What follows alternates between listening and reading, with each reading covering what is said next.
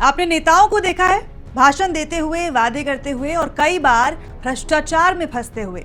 लेकिन क्या आपने कभी सोचा कि अगर किसी देश का मंत्री इंसान ना होकर एक मशीन हो, एक ऐसा मंत्री जो ना थकता है, ना रिश्वत लेता है और ना ही किसी नेता या ठेकेदार के दबाव में आता है। ये कहानी किसी फिल्म की नहीं, ये हकीकत है। दक्षिण पूर्वी यूरोप का देश अल्बानिया दुनिया का पहला देश बन चुका है जिसने एआई मिनिस्टर को नियुक्त किया है। इसका नाम है डिएला, यानी कि सूर्य।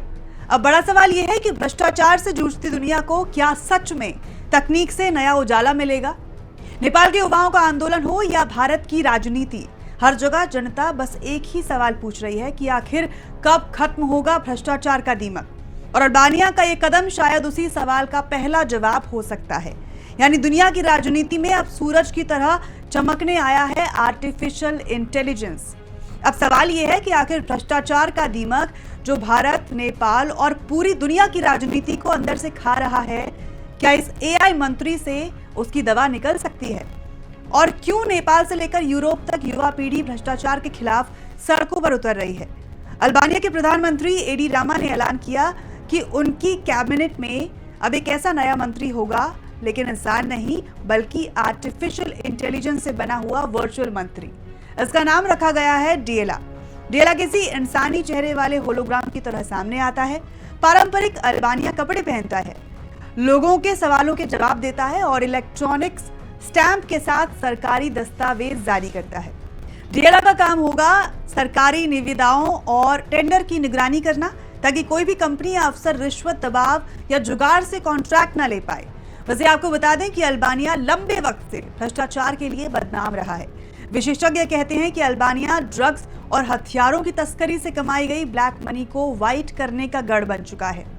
यूरोपियन यूनियन में शामिल होने का सपना भी इस वजह से अधर में है, क्योंकि हर बार सवाल उठता है कि भ्रष्टाचार मिटाओ तभी यूरोप में जगह पाओ। इसलिए प्रधानमंत्री ने यह अनोखा कदम उठाया, एक ऐसा मंत्री नियुक्त किया जो ना तो इंसानी लालच से बंधा हो और ना ही सत्ता और ठेकेदारों की मिली भगत में फंसेगा। अब आप कहेंगे कि हमारे लिए इसमें नया क्या है, तो जरा नजर डालिए नेपाल की तरफ। वहां हाल ही में जेनजी यानी कि युवा पीढ़ी ने भ्रष्टाचार और राजतंत्र की राजनीति के खिलाफ मोर्चा खोल दिया। सड़कों पर उतरकर उन्होंने कहा, हमें पारदर्शिता चाहिए, हमें साफ राजनीति चाहिए।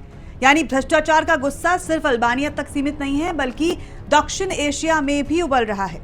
नेपाल के युवा नई राजनीति और ईमानदारी की मांग कर रहे हैं। तो सवाल यह है कि क्या भारत, नेपाल और दुनिया के बाकी देश भी अब तकनीक का सहारा लेकर भ्रष्टाचार से लड़ सकते हैं? भ्रष्टाचार किसी एक देश की बीमारी नहीं है, ये एक दीमक है जो अमेरिका से लेकर यूरोप, एशिया से लेकर अफ्रीका, हर लोकतंत्र और हर अर्थव्यवस्था को खोखला कर रहा है। जहां कहीं भी रिश्वत और सेटिंग का खेल चलता है, वहां जनता की जेब खाली होती है, विकास की रफ्तार धीमी पड़ती है और सिस्टम पर लोगों का भरोसा डगमगाने लगता है।